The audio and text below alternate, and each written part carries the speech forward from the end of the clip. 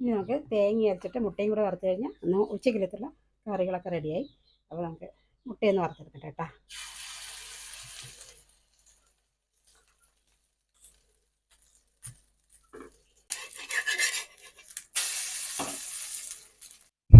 അതാ മുട്ടയൊക്കെ വറുത്തെടുത്തിട്ടുണ്ട്. ഇനി നമുക്ക് കഴിക്കാം. ഇന്നത്തെ ഉച്ചയൂണിൻ്റെ കറികൾ കാണണ്ടേ?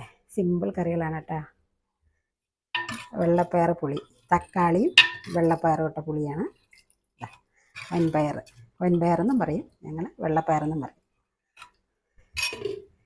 പപ്പടമുണ്ട്, പിന്നെ പരിപ്പും വാഴപ്പൂവ്, നല്ല പ്രോട്ടീൻ അടങ്ങിയ ഒന്നാണ്. അപ്പോൾ ഇത് പരിപ്പിട്ടിട്ടാണ് കേട്ടോ വെച്ചിരിക്കുന്നത്. ചെറുപയർ ഇട്ട് വയ്ക്കാം, ഞാൻ പരിപ്പിട്ടിട്ടാണ് വെച്ചിരിക്കുന്നത്. ഈ മുട്ട വറുത്തുന്നത് തേങ്ങ അരച്ചിട്ടാണ് മുട്ട വറുത്തിരിക്കുന്നത്. ഇതെപ്പോഴും വെള്ളപ്പയർ പുളിക്ക് തേങ്ങ അരച്ച മുട്ട വറുക്കുമ്പോൾ നല്ല ടേസ്റ്റാണ്.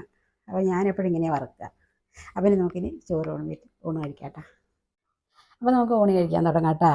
അപ്പോൾ ഇന്ന് സിമ്പിളായിട്ടുള്ള കറികളാണ്. കാരണം ഞാൻ ഇടയ്ക്കിടയ്ക്ക് എപ്പോഴും ഈ ഇറച്ചിയും മീനൊക്കെ കഴിക്കുമ്പോൾ എനിക്കിതിങ്ങനെ സിമ്പിളായിട്ട് കഴിക്കാനാണ് ഇഷ്ടം. ഈ വെള്ളപ്പയർ പുളി, തോരൻ, മുട്ട വറുത്തൊക്കെ കൂട്ടി കഴിക്കുമ്പോൾ ഭയങ്കര ഇഷ്ടമാണ്. അപ്പോൾ ഇന്ന് ഇങ്ങനെ കറി വെച്ചു.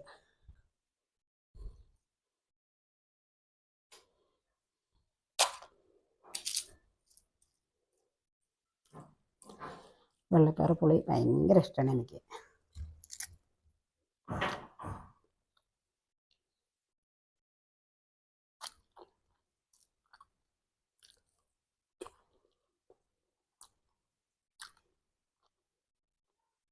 അപ്പോൾ എല്ലാവരും പോയി ഊണ് കഴിക്കുക. അപ്പോൾ അടുത്ത വീഡിയോയിൽ കാണാം കേട്ടോ.